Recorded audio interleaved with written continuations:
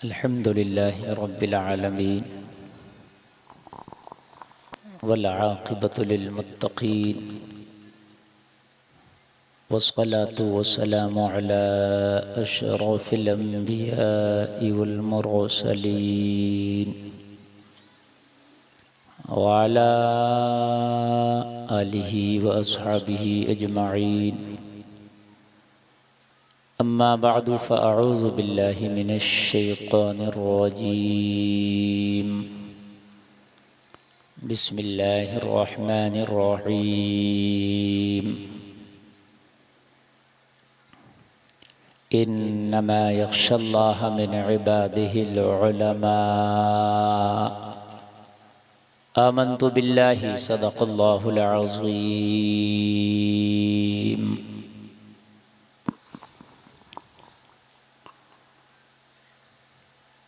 बारगाह रिसालत में पूरा मजमा झूम झूम कर हदिये दुरूद पेश करे। पढ़ें अल्लाहुम्मा सल्लि अला सय्यिदना मौलाना मुहम्मद सल्लल्लाहु तआला अलैहि वसल्लम। सल्लु अलैहि सलातु व सलामुन अलैका या रसूल अल्लाह सल्लल्लाहु तआला अलैहि वसल्लम।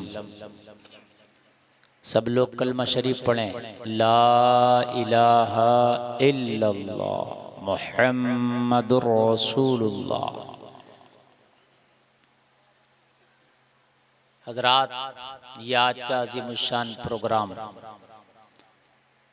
जो दस्तार बंदी के हसीन मौके पर मुनक़िद हुआ, हज़रत अल्लामा मौलाना अलीमुद्दीन साहब क़िबला और उनके जुमला स्टाफ और जुमला कमेटी के कारकुनान ने बड़ी मेहनतें करके इतना अज़ीमुश्शान जलसा ये मुनक़िद कराया और आप हज़रात तशरीफ़ लाए। माशाअल्लाह, दस्तार बंदी भी होना है, उसको भी आप मुलाहिज़ा करेंगे। मेरे बाद एक सनाखा को भी आप मुलाहज़ा करेंगे। भाई अब्दुल कादिर साहब ने मुझे पेश कर दिया और मैं आपके सामने मुकम्मल तरीक़े से अपनी गुफ्तगू का आगाज़ कर चुका हूँ। बहुत अच्छा माहौल है और बहुत कामयाब ये प्रोग्राम चल रहा है।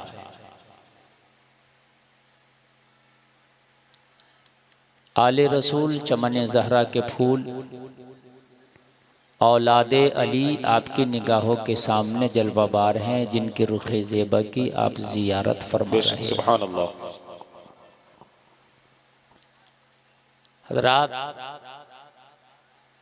इस ठंडी की रात में भी जो आप अपने घरों से अपने बिस्तरों से उठकर यहाँ आए हैं, ये आना बता रहा है कि दिल में मदीने वाले मुस्तफ़ा की मोहब्बत भी जिंदा है। बेशक, सुभान अल्लाह, सुभान अल्लाह। चूँकि नबी की मोहब्बत ना होती तो आप अपने बिस्तरों को छोड़ के यहाँ ना आते। और मैं दुआ करता हूँ कि ये जो मोहब्बत है, इस मोहब्बत में अल्लाह ऐसा इजाफ़ा फरमाए, ऐसा इजाफ़ा फरमाए कि हमारी ज़िंदगियाँ ऐसी हो जाएं कि जैसे नबी के ग़ुलाम सहाबा की ज़िंदगी थी। उन नबी के ग़ुलामों का हाल ये था, जहाँ ज़बान पे मुस्तफ़ा के नाम थे, वहाँ दिल में खुदा की कसम मुस्तफ़ा की मोहब्बत ऐसी मौजज़न थी कि वो कहते थे जो जान मांगो तो जाने देंगे, वाह वाह वाह वाह। जो माल मांगो तो माल देंगे, क्या कहना होगा ना हमसे कभी यह हरगिज़, नबी का जाहो जलाल देंगे। और मालूम है, रात को जब उनकी आँख खुलती, नींद टूट जाती और वो कभी कभी फाका से होते, भूख न तड़पाती, तो मालूम है वो अपने किचन की तरफ नहीं जाते, वो खाने को तलाश नहीं करते। जब रात में नींद नहीं आती, कभी कभी भूख की वजह से दरे रसूल पे जाके पड़ जाते। महबूब का चेहरा देख लेंगे तो भूख की जो आग है ना, वो भी मिट जाएगी। क्या कहना। ये उनकी मोहब्बतें थी, ये उनकी मोहब्बत। महबूब का चेहरा अगर देख लेंगे तो हमारी प्यास भी बुझ जाएगी और भूख भी बुझ जाएगी। कितनी बार ऐसा होता कि सरकार के रुखे ज़ेबा की ज़ियारत करने के लिए, चेहरे की ज़ियारत करने के लिए पड़ जाते। आज भी जब आशिक मदीना तैयबा पहुंचता है और जब गुंबद शरीफ पे उसकी निगाह पड़ती है तो बेकरार हो जाता है। किसी आशिक ने उसी को कहा, हरा गुंबद जो देखोगे ज़माना भूल जाओगे, अगर तैयबा में जाओगे तो आना भूल जाओगे। वाह वाह वाह वाह। न ज्यादा एतराओ हुस्न पर है चांद तारो तुम, रुखे अनवर के आगे जगमगाना भूल जाओ। क्या कहना, वाह वाह वाह। मोहब्बत तो है हमारे अंदर, लेकिन मोहब्बत के अंदर वो खनक पैदा नहीं हो रही कि जो होना चाहिए थी। मोहब्बत के अंदर वो खनक पैदा नहीं हो रही जो होना चाहिए थी। मोहब्बत है, जबान की बात आए तो हम बहुत आवाज़े बुलंद कहते हैं, बहुत मोहब्बत है, नबी के खातिर जान दे देंगे, माल दे देंगे, सर कटा देंगे। ये सब ऐलान हमारे हैं, सारे नारे हमारे हैं, ये सारे दावे हमारे हैं, लेकिन इन दावों के अंदर हकीकत कितनी है ये फजर का वक्त बताता है। जब फजर की अजान हो रही होती है तो वो हमारे खोखले दावे जो होते हैं ना, अपनी रजाई ओढ़ करके हम पड़े होते हैं और सोच रहे होते हैं अभी तो ठंड बहुत है। कहाँ गए वो दावे, कहाँ गई वो तुम्हारी दलीलें, कहाँ गए वो नारे। सिर्फ एक मौसम ने सर्द कर दिया तेरी मोहब्बत की चिंगारी को, सिर्फ एक सर्दी ने, और वो भी ऐसी सर्दी के जिससे तू मर नहीं सकता था। अगर उठ के नमाज पढ़ता तो मरता नहीं, इसलिए कि मौसम के लिहाज से अल्लाह ने तुझे पैदा किया है और इस मौसम को बर्दाश्त करने का मादा भी तेरे अंदर अल्लाह ने पैदा किया है। तुम तो उतना कपड़ा पहनते हो, कुत्ता बिल्ली तो कुछ पहनता भी नहीं, फिर भी घूमता सुबह शाम ऐसे। देख रहे हैं कि आप नहीं देख रहे हैं? और कुत्ता बिल्ली से ज्यादा कमजोर नहीं है आप, उससे ज्यादा ताकतवर है, लेकिन फिर भी सर्दी का डर, गर्मी का डर हमें बिस्तर से निकलने नहीं देता, गरीब होने का डर हमें ज़कात निकालने नहीं देता कि माल कम ना हो जाए, कि माल कम ना हो जाए। कहाँ गई मोहब्बत? थोड़ा ऑपरेटर साहब आवाज बढ़ाइए, अच्छा चल रहा साउंड, बस वापसी दे दीजिए। आज मेरी गुफ्तगू सुने जरा थोड़ी देर, इन उलमा की मौजूदगी हो सकता है कि कुछ मेरी ये चंद बातें और इसमें कुछ तल्ख बातें भी होंगी, हो सकता है कि दिल की तख्ती पर नक्श हो जाए और दिल यहां से इजाजत दे कि अब कसम खा के उठना, अब अगर जिंदगी गुजरेगी तो खुदा की कसम मुस्तफ़ा की गुलामी में गुजरेगी। कब तक इस जिंदगी के पीछे भागोगे जो जिंदगी आज हम गुजार रहे हैं? हकीकत तबाह होकर रह गए। हमसे ज्यादा बर्बाद कौम इस वक्त पूरी दुनिया में कोई नहीं, पूरी दुनिया में कोई नहीं। हमसे ज्यादा बर्बाद कौम, हमसे ज्यादा बदनाम कौम इस दुनिया में कोई नहीं, हमसे ज्यादा रुस्वा कौम इस दुनिया में कोई नहीं। और इस वक्त हमसे ज्यादा जुल्म भी किसी कौम पे नहीं किया जा रहा है। क्यों? तरीक़े मुस्तफ़ा को छोड़ना है वजह बर्बादी, इसी से कौम हुई दुनिया में बेइख्तिदार अपनी। आज रोने रोते हैं हम। एक बात बताऊं, रोने से खुदा की कसम कोई नहीं सुनता, कोई नहीं सुनता। क्या कोई फौज किसी मैदान में जाकर रोने लगे तो सामने वाली दुश्मन की फौज उस पर रहम खा जाएगी? नहीं, जब तक कि मुनज़्ज़म हो के वो अपनी सफों में डट के खड़े नहीं होते, जब तक वो मुकाबला नहीं करते, जब तक दुश्मन की आंखों में आंखें डालने की वो ताकत नहीं रखते, जब तक खुदा की कसम उनको मंजिल नहीं मिलती है। आज रो रहे हैं और तादाद हमारी कितनी है? 125 करोड़ तकरीबन, जब तुम्हारी तादाद सिर्फ 40 थी, सिर्फ 40। तो खुदा की कसम तुम्हारा हाल ये था कि अल्लाह ने तुम्हारे सर झुकने नहीं दिए थे, अल्लाह ने तुम्हें जलील और रुसवा होने नहीं दिया था, अल्लाह ने तुम्हें झंडे को तुम्हारे नीचा होने नहीं दिया था। क्यों?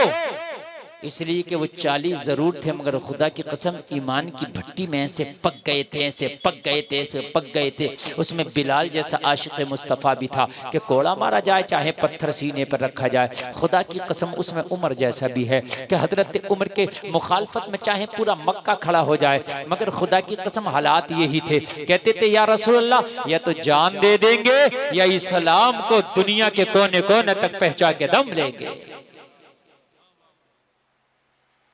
जब हजरत उमर इब्न खत्ताब ने कलमा पढ़ा तो आपकी जो तादाद है वो 40 में मुसलमान है। आप कलमा पढ़ के खड़े हो गए, दारे अरकम में कलमा पढ़ा आपने नबी के हाथ में हाथ देके। कोहे सफा के दामन में ये जगह है, नबी तशरीफ फरमा है, उमर ने जाके कलमा पढ़ लिया, खड़े हो गए। फरमाया उमर खड़े क्यों हुए? और इसकी आका कलमा पढ़ने वालों को बड़ा सितम किया जाता है, उनको बड़ा दबाया जाता है, बड़ी छिप छिप के कलमा पढ़ने हैं मक्का के अंदर। आका इजाजत देंगे, मैं काबे के हरम में खड़े होकर कलमा पढ़ना चाहता हूँ, काबे के हरम में खड़े होकर कलमा पढ़ना चाहता हूँ। ऑपरेटर साहब मैं इससे मुंह दूर भी करूँ ना तो ये आवाज ले ले थोड़ी सी, ऐसे करें मेहरबानी फरमाए। हाँ मैं थोड़ा सा दूर भी करूँ ना तो मेरी आवाज लेता रहे, मजा आएगा आपको। जरा यार सुने यार, बड़ा अफसोस होता है। आका इजाजत दें, काबे के हरम में खड़े होकर कलमा पढ़ो। काबी थोड़े हैं, तादाद कम है, कहीं जुल्म सितम न किया जाए आप पे। अर्ज की या रसूल अल्लाह इजाजत तो दे। और फिर उमर बताएगा दबाना किसको कहते हैं और दबना किसको कहते हैं। या रसूल अल्लाह आज मक्का को बताना चला दो, आज मक्का को बताना दो कि कलमा किसी अरे गैरे ने नहीं बल्कि खत्ताब के बेटे उमर ने पढ़ा है। वाह वाह वाह वाह, जरा जोर से बोलो, जरा जोर से बोलो। खत्ताब के बेटे उमर ने पढ़ा है। आज हरम काबा दबा होगा, लोगों जरा गौर करो, काबे के हरम में उमर इब्ने खत्ताब तशरीफ लाए, सर उठाया, ऐलान किया, ओ मक्का के दहशतगर्दों, मैंने सुना है कलमा पढ़ने वालों को कोड़ा मारा जाता है, पत्थर मारा जाता है, गालियां दिया जाता है। आओ खत्ताब के बेटे उमर ने कलमा पढ़ लिया है, आओ उमर को रोको। मगर उमर को रोकने से पहले अपनी बीवियों से कह के आना, आज के बाद अपने आप को बेवा समझना, मुकाबला उमर से है। वाह वाह वाह वाह, मुकाबला उमर से है। और फिर पढ़ा उमर ने कलमा। इन उलमा से पूछे, तारीख में आता है कि जब उमर ने कलमा पढ़ लिया, जो मुसलमान मक्का वालों के डर से हिजरत करके हबशा चले गए थे, उन्हें हबशा में पता चला खत्ताब के बेटे उमर ने कलमा पढ़ लिया। अबू सलमा जैसे लोग तो कहा चलो मक्का शरीफ वापस चलो। कहा क्यों? कहा जब उमर ने कलमा पढ़ लिया है तो अब टेंशन क्या है। हाय हाय सुभान अल्लाह। जब तुम 40 थे अल्लाह ने तुम्हें झुकने नहीं दिया। आज 125 करोड़ का हमारा हाल ये है। वजह ये है कि दीन से बहुत दूरी है, बहुत दूरी है। कहाँ है दीनदार? हम किधर है दीनदारी? मुसलमान है लेकिन कहाँ है मुसलमानों वाले काम? जरा बताएं तो। हमारी शादियों में ऐसा भांगड़ा होता है, ऐसे नाच गाने होते हैं कि शायद गैर भी देख के शर्माते होंगे। हमारे नौजवान अपनी पहचान ऐसे छिपाते हैं कि उनको देख के लगता ही नहीं इन्हें सलाम करें कि नहीं करें। नौजवानों का यह हाल है। ये दो चार दाढ़ी टोपी वाले नजर आते हैं बस रेलवे स्टेशनों पर, ऐसे लगता है कि हिंदुस्तान से मुसलमान ही गायब हो गया, पता ही नहीं चलता। तुमने अपनी पहचानों को छिपा के रखा है। हमारी बस्ती में कोई हराम काम हो, कोई बुरा काम हो, कोई नाजायज काम हो तो हमें टेंशन ही नहीं। जबकि इस्लाम का तकादा यह है कि कोई शरीयत के खिलाफ अगर काम है तो एक नंबर का ईमान वो है कि बाजुओं की ताकत से रोक दे, रोक दे बाजुओं की ताकत से। ये एक नंबर का ईमान है। मगर क्या सोचते हैं, बस मौलवी साहब से तकरीर करा देंगे इसके खिलाफ काफी है। हजरत हमारे यहाँ डांस पार्टी बहुत होता है, शादी में जरा इसके खिलाफ बोल दो। तेरा ईमान कहाँ मर गया? मौलवी खिलाफ बोलेगा, ठीक है, मौलवी का काम है, बोलेगा। हजरत हमारे यहाँ शराबी बहुत है, जरा शराब के खिलाफ बोल दो, ठीक है, मौलवी बोलेगा। लेकिन तेरा ईमान कहाँ मर गया? अरे तू भी तो मुसलमान है। जब तेरी बस्ती में डांस पार्टी और नाच गाना डीजा बाजा के साथ शादी होती है तो उस शादी का बाइकॉट तू कर, उसकी बारात में ना जाओ, उसके खाने में शामिल ना हो। अरे कम से कम जो तुझसे हो सकता है वो तो कर दे। नहीं करेगा, बस मौली साहब आप खिलाफ तकरीर कर दे, बस मौली साहब कर दे, बस तकरीर हो गया, तेरी जिम्मेदारी खत्म हो गई। अच्छा, मौलाना ने तकरीर कर भी दी, उसके बाद तू तो इतना कर कि अगर किसी ने नाच गाना किया है उसके यहाँ दावत में नहीं जाऊंगा, उसकी बारात में नहीं जाऊंगा, उसकी दावत को कबूल नहीं करूंगा। और सुन, अगर कोई शराबी है तो या तो उसकी शराब छुड़ाऊंगा या उससे रिश्तेदारी छोड़ दूंगा। कोई सूदिया है या तो सूद छुड़ाऊंगा या रिश्तेदारी छोड़ दूंगा। कोई बदअकीदा है या तो बदअकीदगी छुड़ाऊंगा या रिश्तेदारी छोड़ दूंगा। बस मौलाना से तकरीर करा दिया, सोच रहा हो गया सब काम, बस मौलाना ने कर तो दिया रात तकरीर। मौलाना कितनी भी तकरीर कर दे, जब तक तुम अमल ना करोगे खुदा की कसम कुछ नहीं होगा। खाली तकरीर करने से कुछ नहीं है, आपको अमल करना है। आप कितने बड़े अमल के मैदान में खड़े उतर रहे हैं, आपको तकलीफ नहीं होती? तेरा भाई कोई हराम काम करता है तो तअमुरून बिल मारूफ व तनहौना अनिल मुनकर के तहत तेरी भी जिम्मेदारी है कि बुराई को रोक, भलाई का हुक्म दे, ये तेरी भी जिम्मेदारी थी। लेकिन कितने लोग रोक रहे हैं? मौलाना का काम है, बस मस्जिद के इमाम का काम है। अच्छा, मस्जिद के इमाम ने कभी शराब के खिलाफ तकरीर कर दी, जुआ के खिलाफ तकरीर कर दी, सूद के खिलाफ तकरीर कर दी, तो सूदिया मौलाना के खिलाफ, जुआरी मौलाना के खिलाफ, शराबी मौलाना के खिलाफ। तो मस्जिद का मुतवल्ली भी कह रहा, हजरत आपको क्या जरूरत पड़ी थी सूद के खिलाफ बोलने की? लो मियां, लगता है कि करबला याद आ गई। जैसा कि कूफियों ने ना इमाम हुसैन को बुला के कहा था, आपको भी क्या जरूरत थी ऐलान जंग करने की यजीद से? भैया हम तो साथ थे, लेकिन अब मसला यजीद की हुकूमत का आ गया तो उसका मुकाबला थोड़ी कर सकते हैं। आप जानो भाई, यजीद जाने अपना काम नहीं, पीछे हट गए। ये यजीदियों वाली हरकत है। इमाम अगर मुसल्ले पे खड़े होके बोले, एक जाहिल आदमी खड़ा हो जाता, मुखालफत का अलम बुलंद कर देता, और तूने शराब के खिलाफ बोला और ये शराबी मुखालिफ हो गया।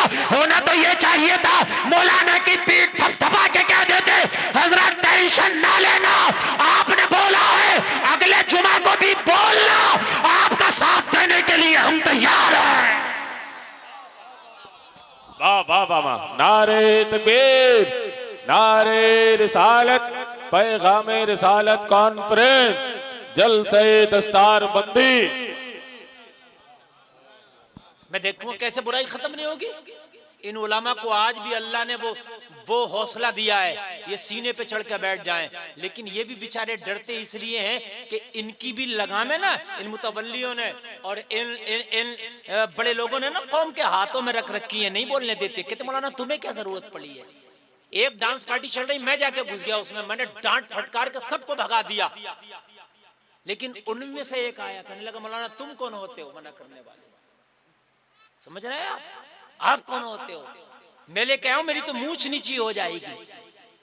यार कम से कम कयामत में तुमसे भी पूछा जाएगा, बता तूने क्या किया है? तू अगर इब्राहिम खलीलुल्लाह की तरह नमरूद का मुकाबला नहीं कर सकता जमाने के, तो उस मेंढक की तरह थोड़ा सा पानी तो आग पर डाल सकता है। अरे भाई अगर तू इब्राहिम खलीलुल्लाह की तरह जमाने के नमरूद से मुकाबला नहीं कर सकता तो वो मेंढक तो बन जा जो पानी डाल के बता रहा था मौला मैं जानता हूं आग बुझ नहीं सकती मेरे पानी डालने से, लेकिन नबी के आशिकों में नाम हमारा भी आ जाएगा। कुर्सी आ रही है वो कुछ नहीं है, लकड़ी की है बस, उसके अलावा उसमें कुछ भी नहीं है। ऐसे देख रहे हैं जैसे मुख्यमंत्री की कुर्सी आ रही है। गौर से आज मेरी बात सुने जो मैं आपको कहना चाह रहा हूं। मेरे अजीज जरा ईमान में पुख्तगी पैदा करो यार। अगर कोई हराम काम हो रहा है तो तुम्हें सुकून कैसे मिल जाता है, आपको नींद कैसे आ जाती है? सिर्फ इन उलमा ही की जिम्मेदारी नहीं है। ये उलमा बहुत कुछ कोशिश कर रहे हैं लेकिन खाली इनकी जबान से काम नहीं चलेगा। मैदान अमल में कूद के तुम बता दो, कह दो हजरत आपने जो कहा है हम आपके साथ हैं, आपकी सपोर्ट में भी हैं और आपके साथ में भी हैं। फिर हम देखें कि क्यों नहीं मुआशरे से बुराइयां खत्म होंगी। लेकिन खाली समझ लिया हमने ये मौलवी का काम है, बस हमारा काम नहीं है। मौलाना चीख रहे हैं मैयतों में खाने कम करो, नहीं मान रहे। अरे जब तुम खाना छोड़ोगे तब ना खत्म होंगे मैयतों के खाने, मौलवियों के कहने से थोड़ी ना खत्म होंगे। खाना तो तुम्ही को बंद करना पड़ेगा ना। इधर जनाजा उठा, जिस दिन जनाजा उठा 8-10 डेगे भगोने उठ जाते हैं बिरयानी के। अफसोस है ये मेरे अजीज, अफसोस है। उलमा करे निकाह को आसान करो। तू लड़की वाले को फोन कर रहा 300 बाराती आएगा मेरा, तो उलमा के कहने से क्या हो रहा है? अच्छा हमारी कौम उलमा की अब मानने वाली भी नहीं है। हमारी कौम डंडे की मुकम्मल तरीके से जो है वो हो गई है मुतीओ फरमा बरदार। अभी लॉकडाउन में ना मौलवी ने बहुत कहा कम करो कम करो कम करो, नहीं माना। और लॉकडाउन में जब चला डंडा तो 4-4 बाराती सिर्फ मैंने जाते देखे। 4 लोग। क्यों? अब क्यों हो गया तुम्हारा निकाह भाई? अब कहां गई तुम्हारी शान? अब कहां गई तुम्हारी मूछें बड़ी बड़ी? अब 4 लोगों में तुम्हारी शादियां हो गई। लड़की वालों का बयान है 2 मुर्गा लगाया था, 1 ही मुर्गे में काम हो गया, बारात पूरी निपट गई। ऐसा भी हुआ लॉकडाउन में, हकीकत बात है। अगर लड़के के 4 बहनों ही है ना, 2 ने कह दिया कि तुम ही 2 चले जाओ बड़े बड़े, हम नहीं जा रहे। हकीकत बात है मेरे अजीज, सोचना पड़ेगा। क्यों हम डंडे के आशिक हो गए? आओ यार मैदान अमन में निकल के आओ और एक जज्बा पैदा करो, बुराई ना करूंगा ना बुराई करने दूंगा। सुभान अल्लाह बोलो। जज्बा पैदा करो, बुराई ना करूंगा बुराई ना करने दूंगा। जलसा में आने वालों अगर तूने यही सोच लिया कि मैं कुछ नहीं कर सकता, लेकिन जो हराम काम करता है, शरीयत के खिलाफ काम करता है, कम से कम उससे ताल्लुकात छोड़ दूंगा, उससे रिश्ता ना तो तोड़ दूंगा लेकिन उसके साथ खड़ा नहीं होऊंगा। अगर तूने इतना ही कर दिया तो खुदा की कसम इससे बहुत असर पड़ जाएगा, मुआशरे पे बहुत फर्क पड़ जाएगा। और अगर कोई आलिम दीन हक बात करता है, कोई मस्जिद का इमाम हक बात करता है, अगर उसकी मुखालफत हो तो उसके हक में खड़ा हो जा, उसके साथ में खड़ा हो जा। वो टेंशन लेने की जरूरत नहीं। आपने हक बात कही है, आप हक बात कहते रहो, मैं तुम्हारा साथ देता रहो और फिर तेरा साथ अल्लाह देगा। तू ये ना सोचना कि फिर मेरा साथ कौन देगा यार, फिर तेरा साथ अल्लाह देगा। कौन देगा? अरे जोर से बोलो, अल्लाह देगा, टेंशन मत ले। अल्लाह ने फिरौन को ना छोड़ा, अल्लाह ने नमरूद का ना छोड़ा, अल्लाह ने शद्दाद को ना छोड़ा, तो अल्लाह छोड़ेगा किसी को नहीं मगर तू सही हो जा। जब तक तू सही नहीं होगा तो अल्लाह इनकी रस्सियों को ढील देता रहेगा, ढील देगा। फिरौन जैसा इंसान खुदा बना दिया अपने आप को। आप कहते हो क्या करें, हालात खराब है। हालात बिल्कुल भी खराब नहीं है, ये मेरा जुमला सुनो और मैं ये बात डंके की चोट पर कह रहा हूं। हम कह रहे ना हालात खराब है, बिल्कुल भी खराब नहीं है। जितने हालात मेरे नबी जब मक्का में ऐलाने नबुव्वत किए थे जब खराब थे, उसके मुकाबला में 1% भी खराब नहीं है। जब मेरे नबी ने ऐलाने नबुव्वत किया था, जब अना मोहम्मद रसूलुल्लाह का नारा लगाया था, तो जितने हालात खराब थे उसके मुकाबले 1% खराब है। आप कहते हो हालात खराब है, हालात खराब है, हालात खराब है, पत्थर तो भी नहीं मारे जा रहे हैं तुम्हें चारों तरफ से, अभी तो छिप छिप के तुम कलमा नहीं पढ़ रहा हो, तुमने हालात ही नहीं देखे। और जलसे में आने वालों सुनो, जब फिरौन अपनी कुर्सी पे बैठा उसने कहा मैं खुदा हूँ, मुझे सजदे किए जाए, मुझे खुदा माना जाए। जरा बताओ हालात कितने खराब होंगे, कितने खराब होंगे। लोगों जरा गौर करो, उसकी मुखालफत जो भी करता उसे तख्तेदार पे चढ़ा दिया जाता, उसके मुकाबले में जो भी आता तख्तेदार पे चढ़ा दिया जाता। अब जरा ईमान के कानों से मेरी गुफ्तगू को सुनना, मुकम्मल तरीके से मैं आपका जहन बनाना चाहता हूँ। हालात खराब कह के आप बच नहीं सकते, हालात खराब नहीं, हम खराब हैं। जरा एक रास्ते में हाथ हो जाओ, मोहम्मद रसूलुल्लाह की सुन्नतों का दामन तो थाम ले, कुरान के बताए हुए रास्ते पे चल के तो दिखा दे। तू हालात खराब कह रहा हो, खुदा की कसम अगर जमाना तेरे पीछे पीछे ना आ जाए तो मेरा नाम बदल देना। खराब है, एक बार जरा आके तो देख। फिरौन जैसा इंसान खुदाई का दावत कर दिया, अना रब्बुकुमुल आला का नारा लगा दिया। अल्लाह ने ठाल ली कि आ गया तेरा वक्त, आ गया अब तेरा वक्त। उसका एक नजूमी आया उसके पास जो सितारा देखकर बताता था क्या होने वाला तेरी किस्मत में। सितारा बाद आके कहने लगा फिरौन तेरी उल्टी गिनती शुरू हो गई। कहने लगा कैसे? का एक बच्चा होने वाला पैदा तेरी हुकूमत में और वो तेरे तख्त को उलट देगा, डुबो डुबो के मारेगा। कहने लगा बच्चा? हंसा, मुझे बच्चा? हाँ। कहने लगा दुशाही नजूमी है इसलिए छोड़ रहा हूं, अगर दुशाही ना होता ना मेरा पर्सनल तो तुझे ही को मरवा देता। देख मैं कितना पावर वाला हूं, और एक बच्चा आएगा निहत्ता मुझसे मुकाबला करेगा। मगर जल समय आने वालों, काल कज़ालिक अल्लाहु यफ़अलु मा यशा, अल्लाह ऐसे करता जो चाहता है, अल्लाह ऐसे करता जो चाहता है।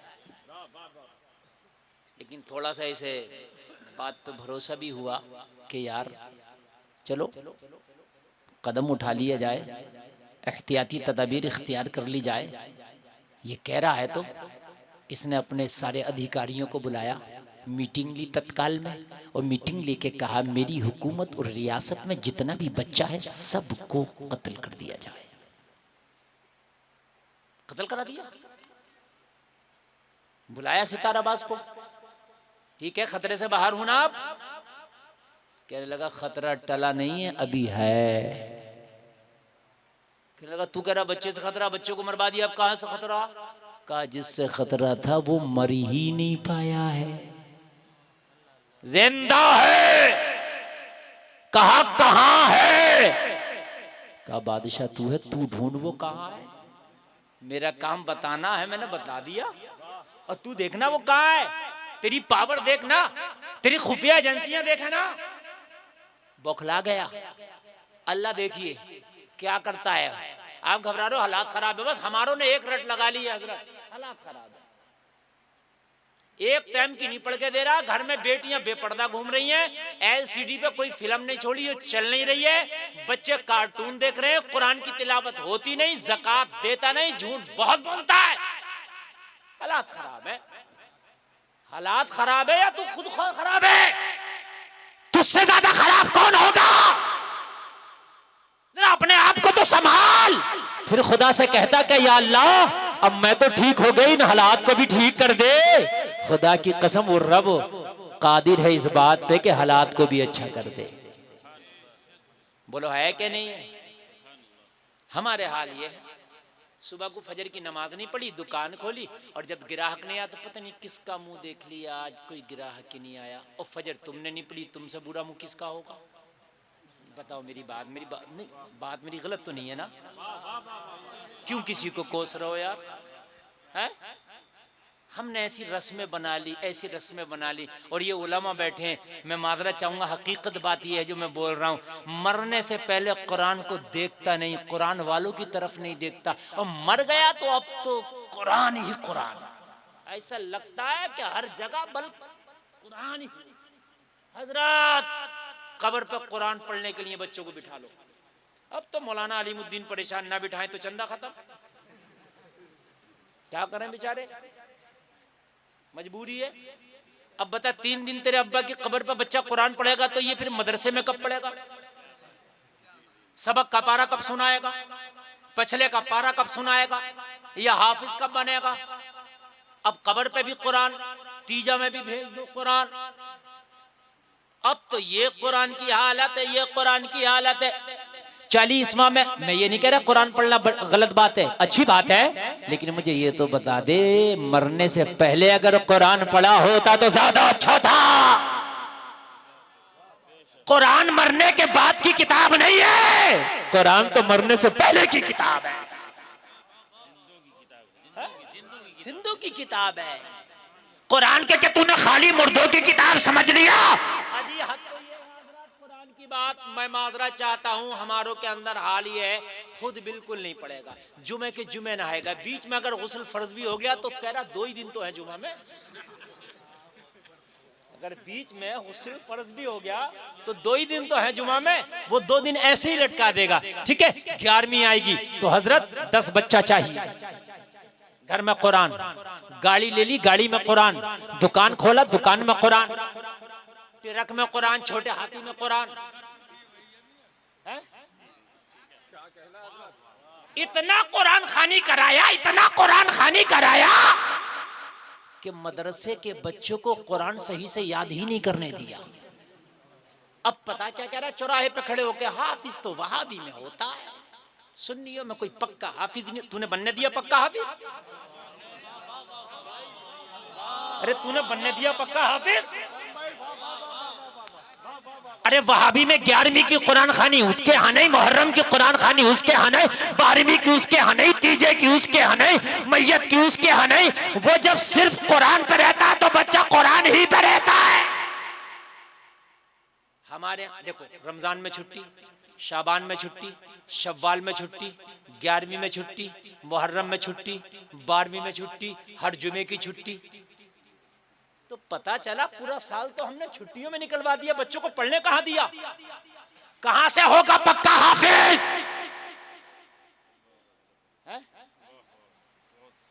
किसी का इंतकाल हो गया, जल्दी से बाजार जाकर कुरान खरीद के लगा, पेटी मस्जिद में रख दिया। 25 पेटी पहले रखी है, वो नहीं पढ़ी जा रही, 26वीं इसने रख दी। इन उलामा से पूछ कि पेटी रखना जरूरी था?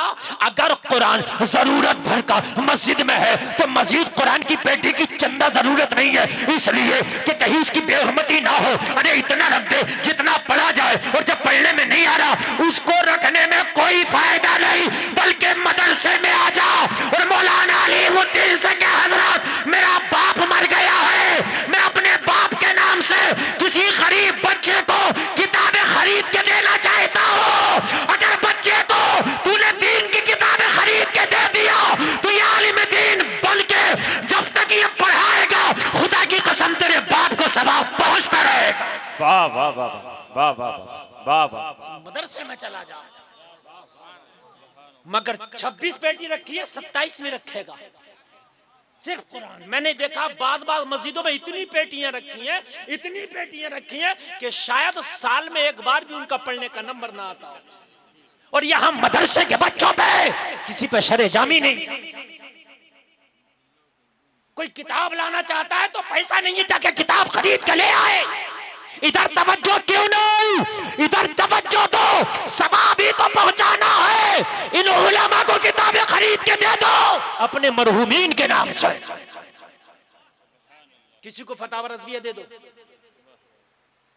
किसी को फतावा फैजुर रसूल दे दो, इन उलमा को दे दो। इनमें भी बड़े ऐसे हैं कि जो किताब नहीं खरीद सकते, इनका दिल चाहता है कि हम किताबें पढ़ते, लेकिन इतना पैसा नहीं है। बात किताब 5-5 हजार 10-10 हजार की है, लेकिन नहीं खरीद सकते। चूंकि टोटल ही तनख्वाह 5 हजार देते हो या 10 हजार, तो वो किताब खरीदे कि घर का खर्चा चलाए। आप अपने मरहूमीन को अगर फायदा पहुंचाना चाहते हैं, सवाब पहुंचाना चाहते हैं, तो आप किसी बच्चे का खर्चा उठा ले मदरसे में जाकर कि हजरत उसका 1 महीने का खर्चा मेरी तरफ से, मेरे बाप की तरफ से, मेरे दादा की तरफ से। अल्लाह की कसम एक एक लम्हा तेरे मरहूमीन को अल्लाह राहतें अता फरमाएगा। फकीर के लकीर ना बनो, बस कुरान ही रखना। ये देख जरूरत तो नहीं है, तुम ना रख कुरान, जरूरत के मुताबिक रख। इतना कुरान। अब तुम कहोगे कि मौलाना गुलफाम आप कुरान खानी की आप मुखालफत कर रहे हैं। मैं मुखालफत बिल्कुल नहीं कर रहा। मैं भी करता हूँ, कुरान खानी कराता भी हूँ, लेकिन तरीका बदलो। और आज उलमा की बारगाह में भी मैं अरीज़ा पेश कर रहा हूँ, तरीका बदलें, तालीमी मयार बहुत आला करें। दूसरे तालीम के मैदान में बहुत कोशिश कर रहे हैं, बहुत कोशिश कर रहे हैं, तालीम का मयार चेंज करो। अगर कोई कुरान खानी की बात करे ना तो उससे कह दो शिरीनी यहाँ मदरसा में ले आ, सुबह फजर से 12 बजे छुट्टी तक जितना भी कुरान बच्चों ने पढ़ा है वो सब का सब तेरे मरने वाले को ईसाले सलाम कर दिया जाएगा।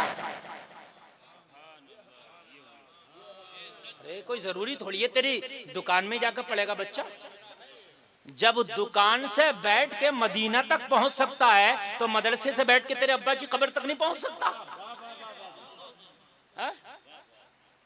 अच्छा एक बात और बताएं हम, जो तेरे घर में बच्चों ने जाके कुरान पढ़ा उसकी कोई गारंटी नहीं वो कबूल हो या ना हो। आप कहोगे क्यों? बच्चा बच्चा है, क्या पता कैसा पढ़ा, सही से पढ़ा के सही से नहीं पढ़ा, कलकला किया कि नहीं किया, मद्दे मुत्तसिल को 4 अलिफ खींचा कि नहीं खींचा, मद्दे लाजिम को 5 अलिफ खींचा कि नहीं खींचा, इख्फा किया, इकलाब किया, गुन्ना किया, हुरूफे पुर को पुर पढ़ा, हुरूफे बारीक को बारीक पढ़ा, कुछ पता नहीं। लेकिन मदरसे में डंडा लेके बैठे हैं हजरत, कलकला नहीं किया, कलकला। उलाइका अगर 2 अलिफ खींच जाए, मद्दे मुत्तसिल 4 अलिफ खींच, यहाँ डंडा लेकर पढ़वाया जा रहा तो वो ज्यादा कबूल होगा या ये ज्यादा कबूल होगा? ये ज्यादा कबूल होगा जो निगरानी में पढ़ाया जा रहा है। तो कुरान खानी तेरे घर से बेहतर है कि जो मदरसे में पढ़ा है। इस मदरसे के पढ़े हुए को शरीनी ला दे और कह दे हजरत ये बच्चों को खिला देना और फजर से अब तक का पढ़ा हुआ इसाले सवाब करा देना। एक कुरान नहीं कई कुरान खानी का सवाब मिल जाएगा। बदलो। आज की मौजूदा कुरान खानी सुन्नियों की नई परेशानी है ये मदरसों की, सही बता रहा हूं मैं। चंदा बंद कर देते हैं हजरात, हमारे यहाँ बच्चे ही नहीं भेजे, सही बता रहा हूं, बच्चे ही नहीं भेजे, इसलिए मैं तो अब चंदा दूंगा नहीं। और भाई इन बच्चों की तालीम का खसारा ना कर, ये अपने घरों से आए हैं, इनके बापों की इन पर बड़ी उम्मीदें हैं, इनके अहले खाना की इन पर बड़ी उम्मीदें हैं।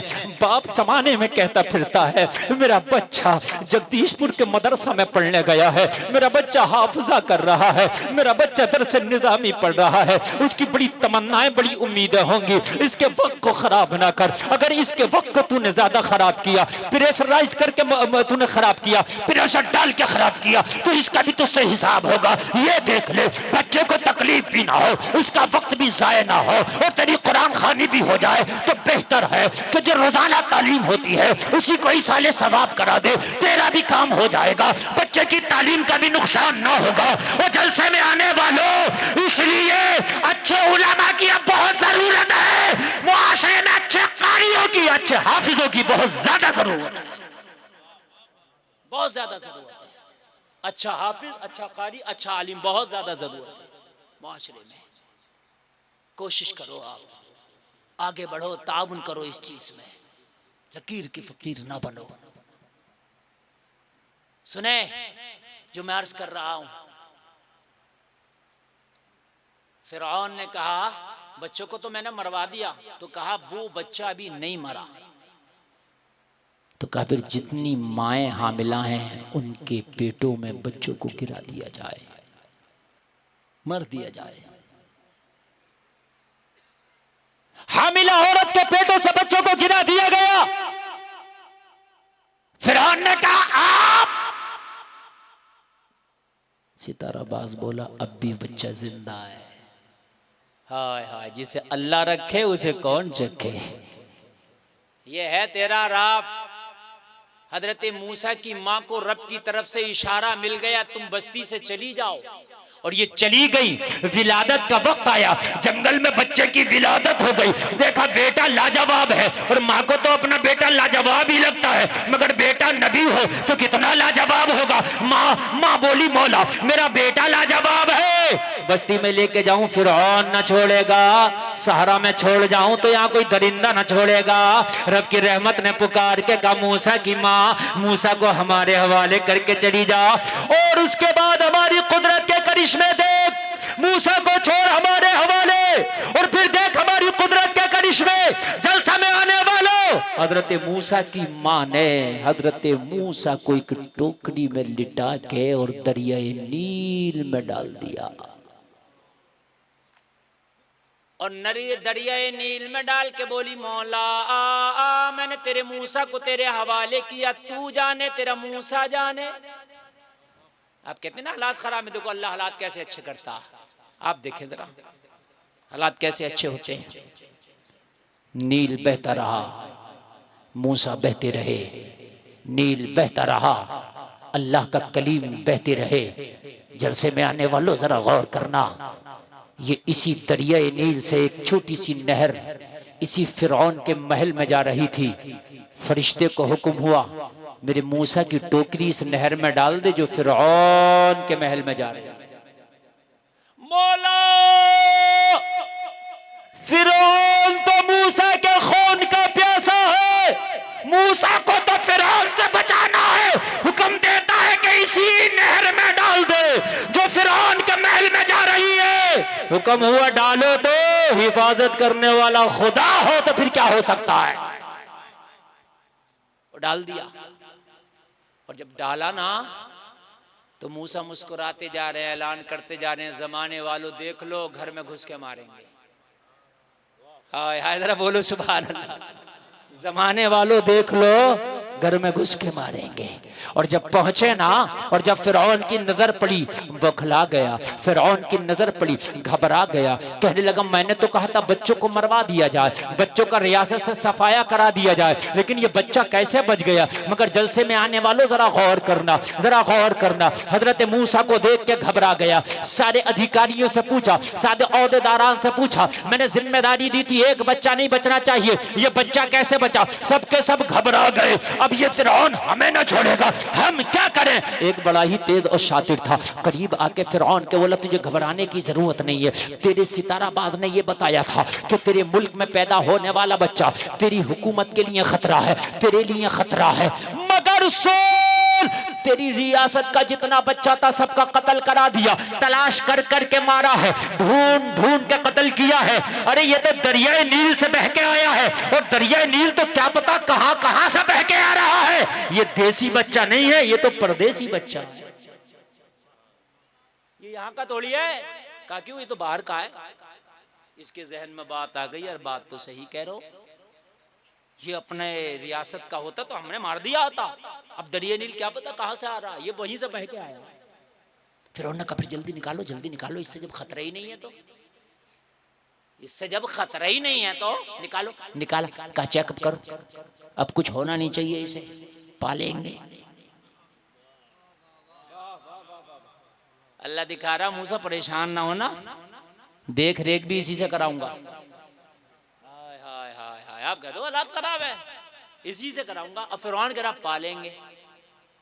कहने लगा सारे तबीबों को बुलाओ, चेकअप किया जाए।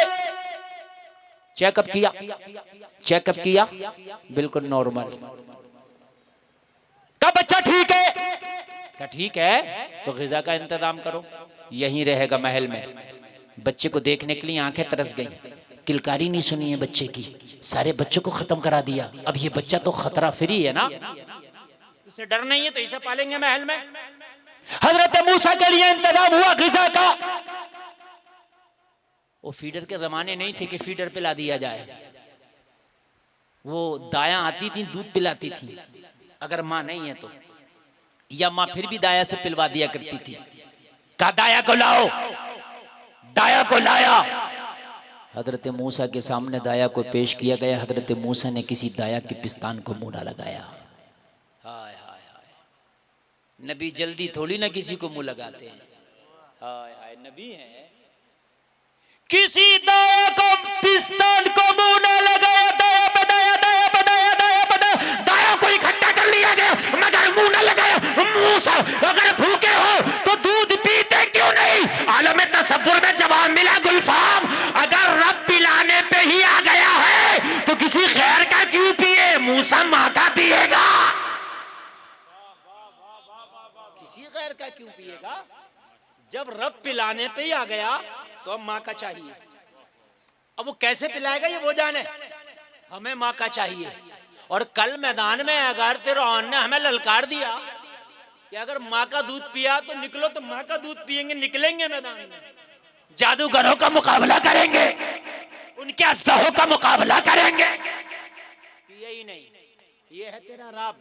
बताना चाहता हूँ, आप कहते हो हालात खराब है, हालात नहीं, हम खुद ही खराब हैं। देखो अल्लाह हालात कैसे बनाता, जब किसी के पिस्तान को मुंह न लगाया। एक औरत आई जो फिरौन के महल में काम किया करती थी, वो हजरत मूसा की माँ को जानती थी, या तो उनकी सहेली या बहन है। कहने लगी फिरौन अगर इजाज़त दे, एक मेरी सहेली है जो बड़ी पाक है, बड़ी तैयब है, बड़ी सुथरी है, अगर तू इजाज़त दे तो उसे लेके आऊँ। मुझे लगता है बच्चा बड़ा साफ सुथरा है, ये सब का दूध नहीं पिएगा, मगर मुझे उम्मीद है जो वो मेरी बहन है उसका दूध ये ज़रूर पी लेगा, अगर तू इजाज़त दे तो उसे बुला के लाऊं। फिरौन ने कहा जल्दी ला, उजरत जो मांगे वो दे दी जाएगी, से जो शर्त रखे पूरी कर दी जाएगी। बुला के तो ला, मुझे बच्चा चाहिए, इसकी जिंदगी चाहिए, इसकी हयात चाहिए। और जलसे में आने वाले हजरत मूसा की सगी माँ को भी अब न्योता पहुंच गया।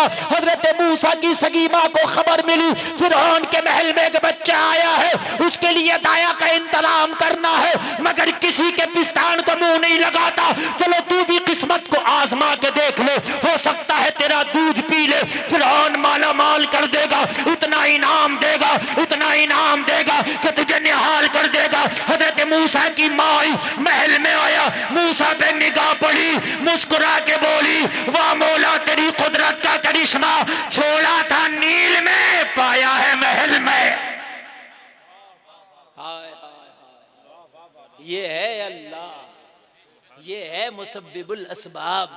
आप कहते हैं हालात खराब है, हालात खराब है, हालात नहीं, तू तो अच्छा हो जा। वो थोड़ा सा इशारा करेगा, जरा सा इशारा किया, जरा सा अभी देखा, हफ्ता ना गुजरा, वो अमेरिका जो कह रहा था इसे भी जला दूंगा, उसे भी जला दूंगा, मेरा बैलिस्टिक मिसाइल ऐसा है जो कई कई मुल्क को जला कर रख देगा।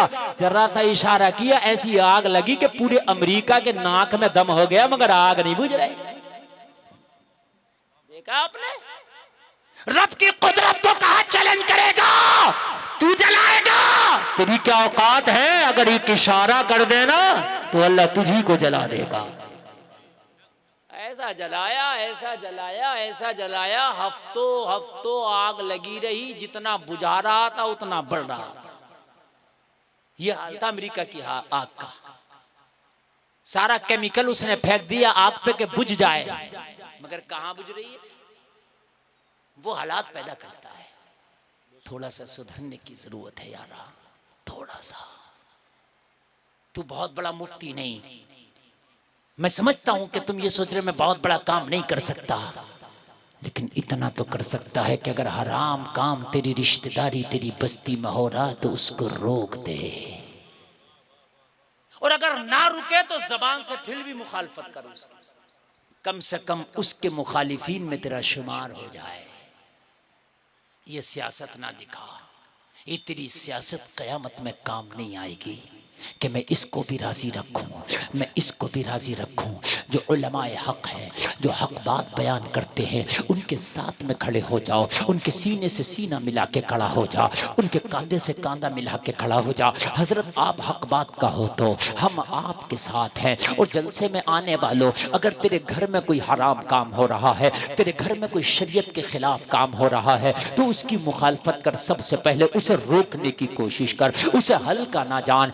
आप अपने घर के हराम कामों पर नजर नहीं डालते, सोचते कोई मसला नहीं है, मगर है। पहले तेरे घर में अगर कोई काम है तो उसको रोक दे। सुबह फजर का वक्त हो और जब फजर में तेरी बीवी ना उठे तो उसे जबरदस्ती उठा दे, तेरा बच्चा ना उठे तो जबरदस्ती उठा दे, कान खोल के सुन, तेरा बेटा ना उठे जबरदस्ती उठा दे। ऐसा माहौल बना, ऐसा माहौल बना कि कोई भी फजर नहीं छोड़ेगा, कोई भी फजर के वक्त में सोता ना रहेगा। कम से कम पहले अपने घर का माहौल बना दे, अपने घर के बच्चों का माहौल बना दे। फजर का वक्त हो, सूरज निकलने से पहले तेरे घर में वो सब उठा हुआ हो, कोई नमाज की तैयारी कर रहा हो, कोई वजू कर रहा हो, तेरे घर से खुदा की कसम कुरान की तिलावत की आवाजें आए, फिर देखना तुझे कहीं तावीज कराने के लिए किसी बाबा के पास जाने की जरूरत नहीं है। अल्लाह की रहमत के फरिश्ते तेरी किस्मत की रोजी को और बढ़ा देंगे।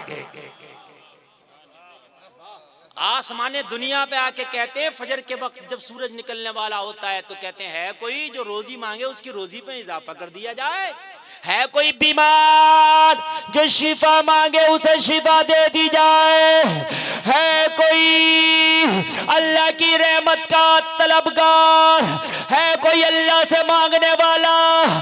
फरिश्ते कहते हैं, लेकिन उस वक्त हम सोए रहते हैं और फिर खैरो बरकत का तावीज लाके घर में लगाते हैं। फरिश्ता पुकार पुकार के कह रहा है कोई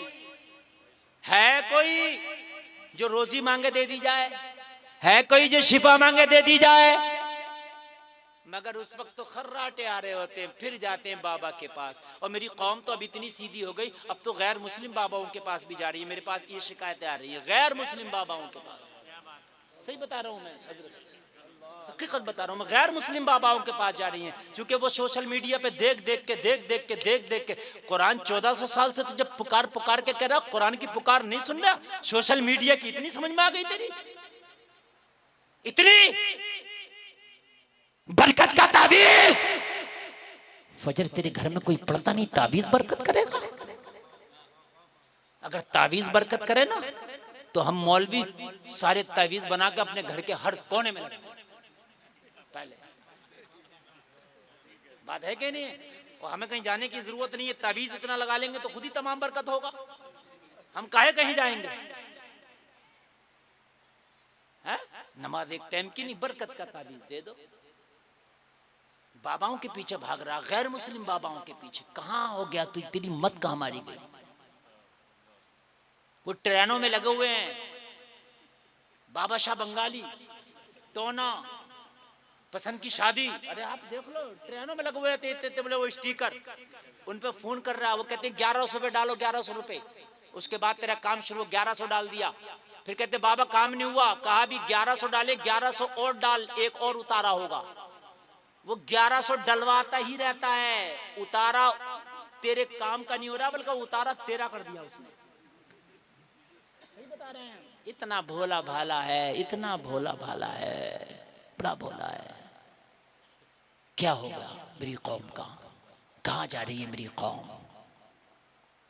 नमाज याद नहीं करेंगे मौलाना से ना, मौलाना से खुराफात की बातें करेंगे। कितने याद है नमाज? जो हमारे कौम को नमाज याद हो, मुश्किल से मुझे नहीं लगता 5% मुसलमानों को नमाज याद हो। और ये बड़ा अलमिया है, ये बड़ा अलमिया है। 95% को नमाज याद नहीं है, सही बता रहा हूं मैं। और मस्जिद में ऐसी पार्टी बनाएगा, ये मौलाना अलीमुद्दीन ने इमाम भेजा, इसके पीछे नहीं पढ़ूंगा। क्यों? उनसे हमारी बनती नहीं है। दूसरी पार्टी इमाम को ले आई तो उसके पीछे नमाज नहीं पढ़ रहा, दूसरी पार्टी लाई। एक को मैंने पकड़ लिया एक बस्ती में, मैंने कहा क्यों रे, तेरी बहुत शिकायत मिल रही है कि जब इमाम आता है तो 2 महीने के बाद, तेरी 2 महीने तक तो होती है, 2 महीने के बाद फिर होना बंद हो जाती है।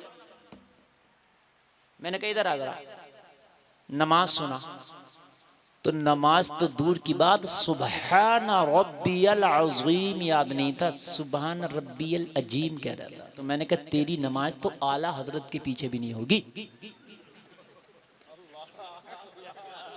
हकीकत बता रहा हूं मैं, इन इमाम को तो छोड़ दे, अगर आला हजरत भी इमाम होते तो तेरी नमाज उनके पीछे भी नहीं होती।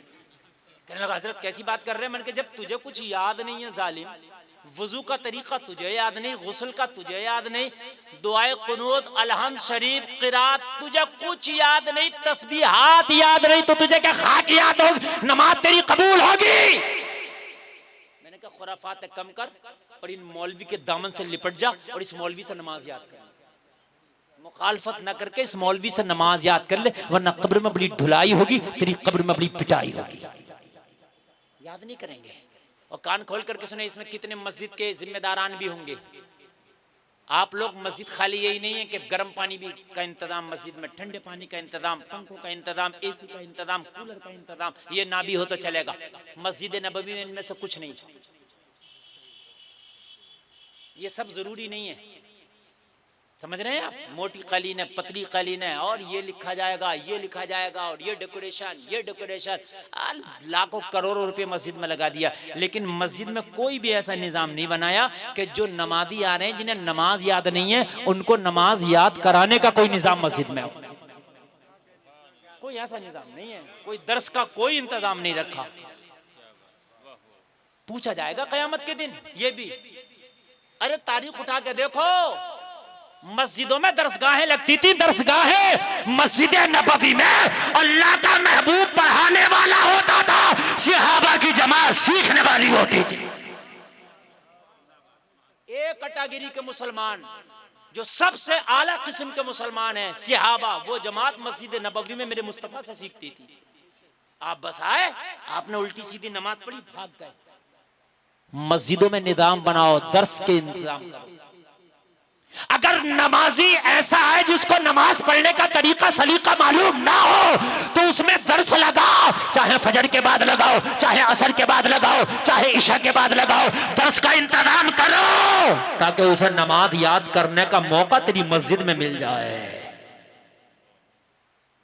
अगर ठंडे पानी से वजू कर लिया तो कोई कमी नहीं आएगी नमाज में, हो जाएगी, हो जाएगी। सही बता रहे हैं हम। बगैर एसी वाली मस्जिद में नमाज पढ़ लिया तब भी हो जाएगी, लेकिन नमाज याद ना हुई तूने फिर पढ़ लिया फिर नहीं होगी। समझ रहे हैं आप? है मस्जिदों में हमारे इंतजाम ना। इमाम की तनख्वाह तो हजरत मुश्किल से जाती है, बाकी कहां से इंतजाम करें? क्यों? लाइट का बिल देता 2500 रुपए महीना, 2000-1500 रुपए महीना, 100 रुपए लीटर का पेट्रोल जला लेता है, 500 रुपए का रिचार्ज महीने का मोबाइल में करा लेता है, सारे खर्चे हो रहे हैं। एक आलिम का मस्जिद में चाहे अलग से इंतजाम करके तू दर्स देगा और बच्चे नहीं बूढ़े से बूढ़े को भी दीन सिखाएगा। और इमाम की भी तनख्वाह बढ़ा दो। हजरत आप ही कोशिश और ज्यादा करो, फजर के बाद दर्स दो, कुछ लोग आएंगे असर के बाद उनको दर्स दो, कुछ इशा के बाद दो, कराओ इंतजाम दीन सीखने का मस्जिदों में। हर आदमी मदरसा नहीं जा सकता, मगर मस्जिद हर आदमी चला जाता है। चला जाता है कि नहीं चला जाता? हर आदमी मस्जिदों में दर्स करो। वहाबियों का यही तो है, वो हम ही में से छीन रहे हैं। उनके असर के बाद दर्स, फजाइल अमाल, समझे आप? असर के बाद, मगरिब के बाद, इशा के बाद। यार जब लोहे पे चोट मारते रहोगे तो कुछ ना कुछ तो बन ही जाएगा, चाहे बिगड़ क्यों ना जाए। बात है कि नहीं? जब चोट मारोगे तो वो कुछ ना कुछ तो बनेगा, चाहे उसकी हालत बिगड़ी क्यों ना, भौंडा क्यों ना हो जाए, बिगड़ेगा। चोट मार रहे हैं वो। हमारे पे चोट ही नहीं लग रही तो जंग आ गई, और जब जंग आ गया तो किस काम का? मस्जिदों में इंतजाम करो, चाहे इमाम को जिम्मेदारी दो। हजरत आपको जो बेसिक दीन है वो हर हाल में सिखाना है, बेसिक दीन सिखाना है। बेसिक दीन याद नहीं हमारी कौम को, बेसिक दीन के बारे में मालूम नहीं मेरी कौम को। अगर अजान की बात आए ना और अगर ना दी जाए तो कितने लोग तो ऐसे मस्जिद में बैठे रहेंगे, अजान का वक्त निकलना, पढ़ नहीं सकते क्योंकि कभी पढ़ी हो तो पढ़े। मैं हकीकत बात बता रहा हूँ, ये बड़ी बड़ी अफसोस की बात है। अब देख रहा है, ऐसे देख रहा, कोई आ जाए, कोई अरे तू क्या बात है, तू क्यों नहीं पढ़ देता? अगर मौज़िन नहीं है, इमाम नहीं है, या अगर कोई रेगुलर अजान पढ़ने वाला नहीं है और तू आ गया, अजान का वक्त हो गया, तो तू ना पढ़ा क्या बोल के? नबी तो फरमाते अगर अजान का सवाब तुम्हें पता चल जाए तो तलवारें चलाने लगो। पता ही नहीं है। देख रहे हैं, अरे हजरत आ गए, हजरत पढ़ दो, अजान पढ़ दो। क्यों भाई? और तू अजान पढ़ देता तो क्या बात है, 10 मिनट जो लेट हो गया हजरत के ना आने की वजह से। हजरत का काम नमाज पढ़ाना था वक्त पर, और अजान पढ़ना मुअज्जिन का काम था। और कितनी मस्जिदों में तो मुअज्जिन है ही नहीं। अच्छा, फिर बाद आदमी अजान पढ़ने खड़ा भी हो जाता है तो उसकी अजान ऐसी है, सुन के हमें तकलीफ होती है तो गैरों को कितनी होती है।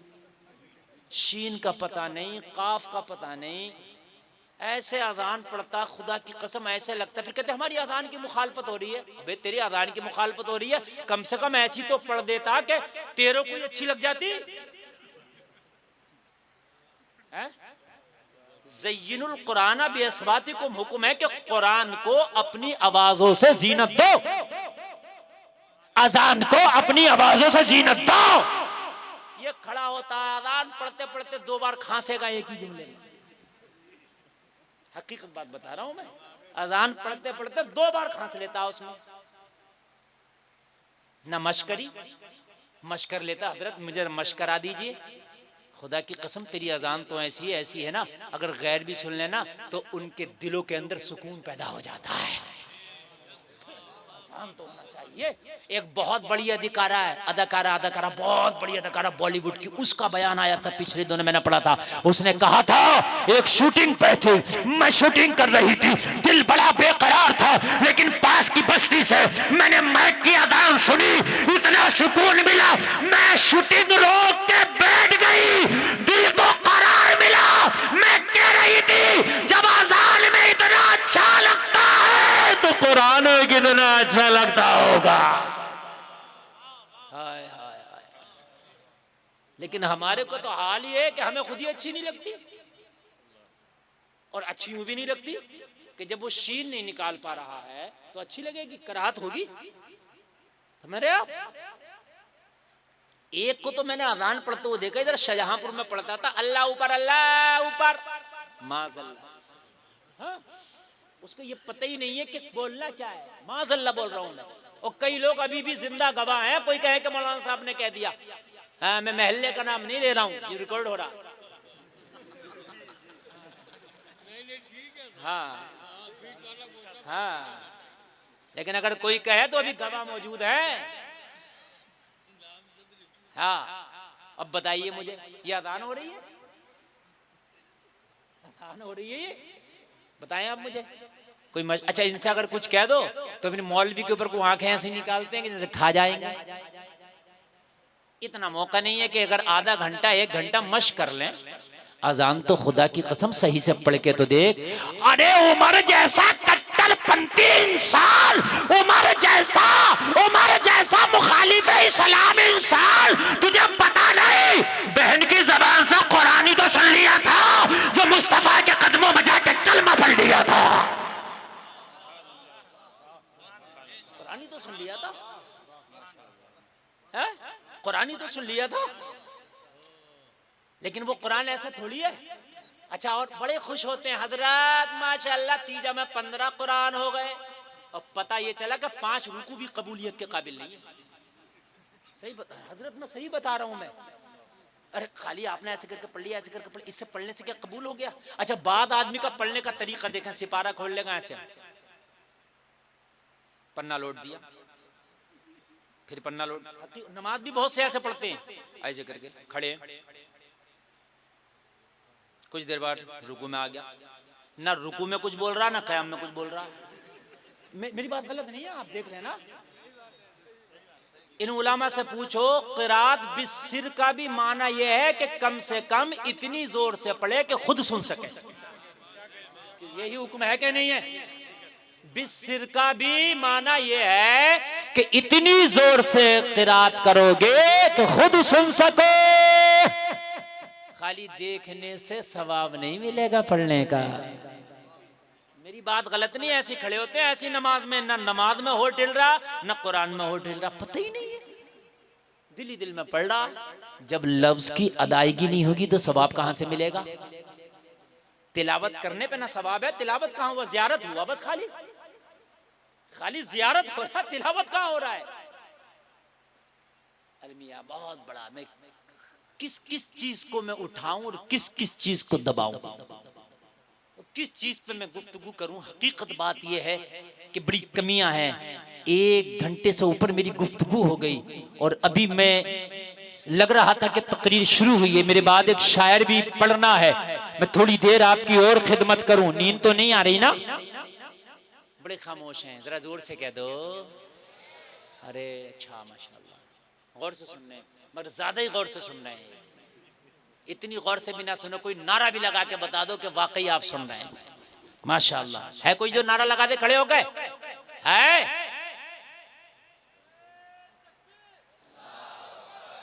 माशाल्लाह, जोर से।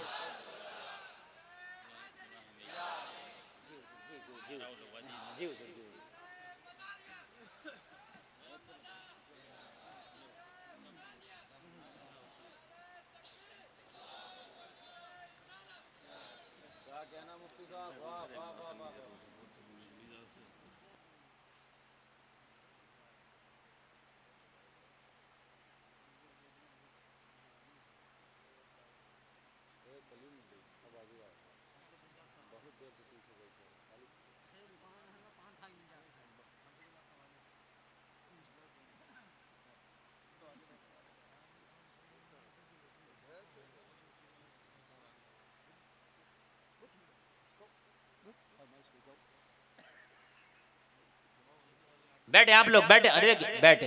सैयद साहब क़िबला तशरीफ ले जा रहे हैं, तो अब आप अच्छा देखिए, मैं कुछ सिखाने की बातें कर रहा हूं, तो अब देखो अब इधर को जाना शुरू कर दिया।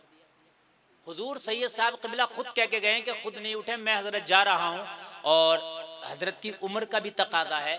और फिर दूसरी एक चीज, ये काफी देर से हजरत तशरीफ फरमाते, इतनी देर बैठ गए, बड़ी बात है कि नहीं? इतनी देर बैठ गए हजरत, बड़ी बात है।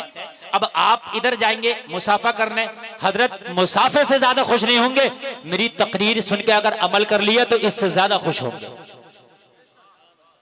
समझ रहे हैं आप? हाँ, अब मेरी बात को सुनते रहें और मैं आगे बढ़ रहा हूं, वरना तो मेरी तकरीर हो गई जितनी मुझे करना थी। अब अगर नहीं भी सुनोगे ना आप, तो मैंने टेंशन नहीं लेना, लेकिन आप अगर सुनोगे तो इंशाल्लाह जरूर मैं थोड़ा सा और सुनाऊंगा। अपने अंदर बदलाव पैदा करो, अपने अंदर चेंजिंग पैदा करो, इल्म दीन सीखने की कोशिश करो, इल्म दीन सीखो। मैंने जो कुरान की आयत पढ़ी ना, उसका मफहूम ही यह है कि जानने वाले ही अल्लाह से डरते हैं। अल्लाह से वो नहीं डरता जो जानता नहीं है, जो जानेगा वही अल्लाह से डरेगा। वो जलसा में आने वालों, जो जानता नहीं है ना, वो वाकई नहीं डरता, चाहे मुंह से कितना ही करता। एक बिना पढ़ा लिखा जिसको कुछ याद नहीं है, वो पता क्या कहता है, इन मौलवियों से तो हम ही ज्यादा डरते हैं। तू कहां से डर रहा है अभी मौलवियों से ज्यादा? है दिनों रात चुगली कर रहा है, बुराई कर रहा है, मौलवियों से ज्यादा हम ही डरते। कैसे डर रहा भाई तू मौलवियों से ज्यादा? अल्लाह कुरान में कह रहा जानने वाले ही अल्लाह से डरते हैं। जब तुझे हराम का नहीं पता तो हराम से कैसे बचेगा? जब पता ही नहीं तुझे ये हराम है तो कैसे बचेगा? कितनी बार तो ऐसा होता है कि जबान से कलमा कुफ्र निकल गया, जलसे में आने वालों पता भी नहीं चला कि मैं काफिर हो गया। और तू कहता फिर मैं अल्लाह से डरता हूं, मैं अल्लाह से डरता हूं, तू कहता फिर मगर काफिर हो गया। तुझे पता नहीं ना, 2 साल के बच्चे से 11,000 की लाइन, उसमें लाइट और करंट चल रहा हो, उससे कहो बेटा तार पकड़ ले, 2 साल का बच्चा पकड़ लेगा। क्यों? जानता नहीं। अरे बात है कि नहीं है? जानता नहीं, पकड़ लेगा चाहे मर जाए वो।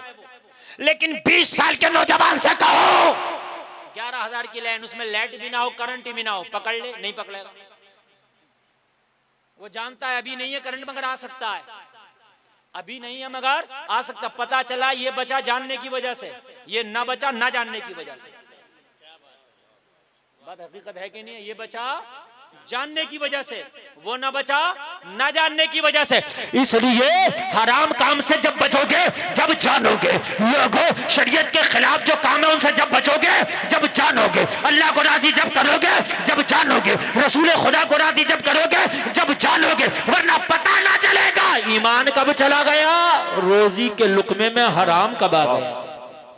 इस्तकबाल किया, मिंबर शरीफ की जीनत बने, चेहरे का दीदार करें, जियारत करें, नामाए अमाल में नेकियों का इजाफा करें। माशाअल्लाह। एक आले रसूल तशरीफ लेके गए तो एक आले रसूल की आमद हो गई, सिलसिला टूट ना पाया।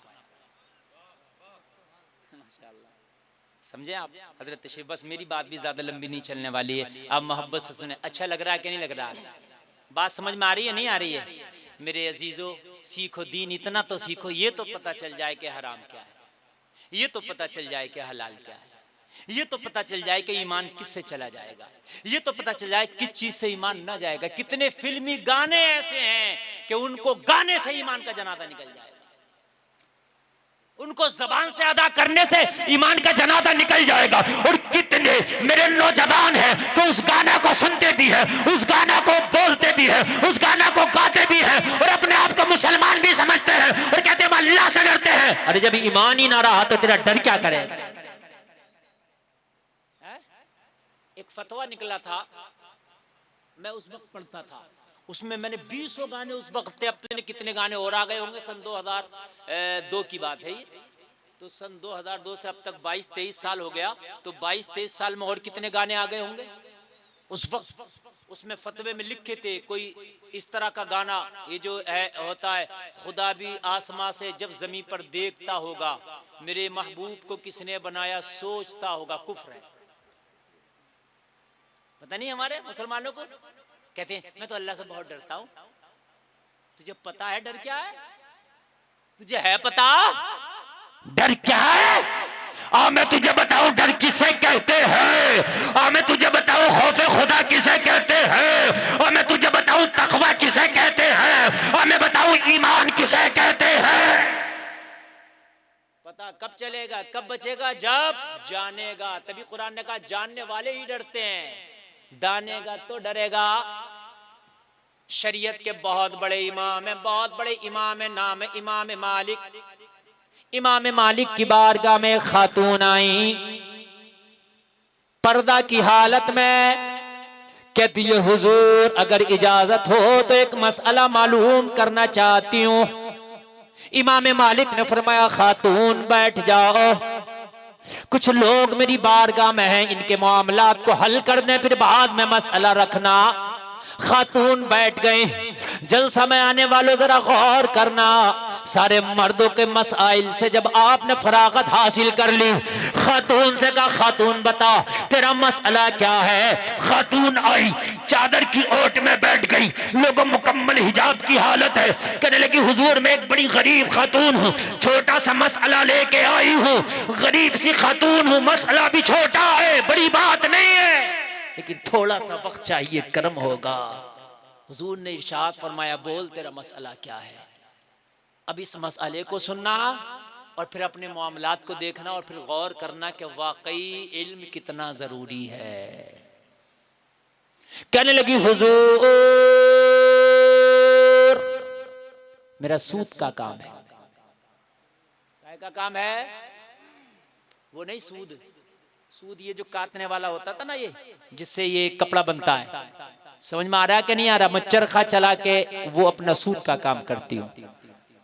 कहने लगी हुजूर गरीब बहुत ज्यादा हूं, चिराग नहीं है, चिराग नहीं है मेरे घर में, रात होती है ना तो मैं रात को ज्यादा काम करती हूँ, तो जब चांद निकलता है ना और जब उसकी चांदनी का अक्स पड़ता है तो छत पे अपना चरखा ले जाती हूँ और वहीं पे चला चला के अपने सूद का काम करती रहती हूँ। कहने लगे लेकिन हुजूर कभी कभी मेरी गली से बादशाहों के जुलूस निकलते हैं और बादशाहों के जुलूसों में बड़ी बड़ी बड़ी रोशनी के इंतजामात होते हैं, शमा बरदार होते हैं, मशाल बरदार होते हैं, फानूस होते हैं, उनकी रोशनी इतनी तेज होती है कि मेरी छत पे भी उनके जुलूसों की रोशनी आ जाती है, मेरी छत तक आ जाती है। जैसे ये लाइटिंग हो रही है यहाँ पिंडाल में, लेकिन इसका अक्स आप देखें रास्ते पे भी जा रहा है और अगर रास्ते पे लाइट हो तो दूर तक जाएगा। कहने लगी जब वो मेरी गली से बादशाहों के जुलूस निकलते हैं तो उनकी रोशनी बहुत ज्यादा होती है, मेरी छत तक आ जाती है, और जब छत पर रोशनी आती है तो काम करने की स्पीड जरा तेज हो जाती है। यार एक काम अंधेरे में कर रहे हैं और एक काम उजाले में, और ज्यादा उजाले में, स्पीड बढ़ेगी कि नहीं बढ़ेगी? तो हुजूर रोजाना अगर 1 किलो कट पाता है तो आज 2 किलो काट लेती हूँ। ये जो 1 किलो ज्यादा हो जाता है मेरे लिए जायज है या नाजायज है? अल्लाह अकबर, अल्लाह अकबर, अल्लाह अकबर। जरा गौर करें यार, हम तो कहाँ जा रहे हैं, हमें तो पता ही नहीं है कि हम क्या कर रहे हैं। अभी कितने लोग शिकायत करते हैं, हजरत मस्जिद में गर्म पानी करते हैं वजू के लिए, नमाजियों के लिए, महल्ले वाले भर के ले जाते हैं। इसे यही पता नहीं कि जायज है कि नहीं है। एक मस्जिद की झाड़ू दूसरे मस्जिद में इस्तेमाल नहीं हो सकती, तो मस्जिद का गर्म पानी तेरे घर में कैसे इस्तेमाल हो जाएगा? सोचने की बात है कि नहीं है? कैसे इस्तेमाल हो जाएगा? गौर करें जरा, गौर। एक लुकमा भी तेरा बच्चा ला रहा ना कमा के, कोई हैदराबाद में, कोई केरला में, कोई बेंगलोर में, कोई दिल्ली में, तो अपने बच्चे से पूछ लिया कर, मेरे बेटे पूरा मुझे बता, पूरे महीने की सैलरी उठाता है, कमा के लाता है, बता कहीं हराम का जर्रा बराबर भी शायबा तो नहीं है इसमें, मेरी नस्लें न बर्बाद हो जाएं। हराम के लुकमे अगर तेरे घर में आए तो नस्लें तबाह हो जाएंगी। कहने लगी हुजूर ये जायज है कि नाजायज? इमाम मालिक ने फरमाया, खातून ऐसा लगता है कि जैसे हसन बसरी तेरा भाई हो। हाय हाय, जरा कह दो सुभान अल्लाह। लगता है तू हसन बसरी की बहन है। कहने लगी हुजूर कैसे पता? आपकी बारगाह में तो पहली बार आई हूँ, आपसे तो पहली बार मसला मालूम किया है, पहली बार मुलाकात किया है, मुझे तो किसी ने आज तक देखा भी नहीं, मेरा आज तक किसी ने चेहरा नहीं देखा, मेरा बाल नहीं देखा, मेरा आवाज भी कोई खैर नहीं सुन पाता, आपको कैसे पता हसन बसरी मेरा भाई है? कहा ये तकवा अगर हो सकता है तो हसन बसरी की बहन का हो सकता है। वाह वाह वाह वाह वाह। ये तकवा अगर हो सकता है तो हसन बसरी की बहन का हो सकता है। ये इल्म था। कहने लगी हुजूर हाँ हसन बसरी मेरा ही भाई है। हाय हाय, जरा बोलो ना यार सुभान अल्लाह, सुभान अल्लाह। हाय हाय हाय हाय। आज हमारी भी बहनें हैं यार, जरा गौर करने की जरूरत है। हमारी भी बहनें हैं बाजारों में बेपर्दा घूम रही हैं, नाक कटा रखी है हमारे पूरे माशरे की। आज हमारी बच्चियां हैं कलमा पढ़ने वालों की बच्चियां, गैरों से दोस्ती करके, और कितनी तो ऐसी हैं कि इश्क लड़ा के उनकी शादी भी हो गई उनसे। और हम कहते हैं हालात खराब हैं। एक एक चीज पे तुझे तवज्जो करना होगा, गौर करना होगा। कहने लगी हुजूर अब बताए क्या है? इमाम मालिक ने फरमाया खातून सबके लिए जायज है मगर तेरे लिए नाजायज है। कहने लगी हुजूर हुक्म दो, क्यों हो गया? कहने लगे तेरा तकवा इस चीज की इजाजत नहीं देता। हाय हाय हाय हाय हाय। कभी कभी फतवा इजाजत दे देता है मगर तकवा इजाजत नहीं देता। इल्म जब तक नहीं होगा आपको हराम हलाल की तमीज नहीं होगी।